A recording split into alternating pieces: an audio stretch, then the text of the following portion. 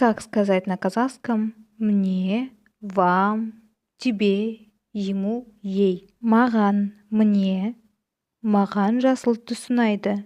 Мне нравится зеленый цвет. Саған, тебе. Саған алма ұнайды. Тебе нравится яблоко. Сізге, вам. Сізге алматы ұнайды. Вам нравится Алматы.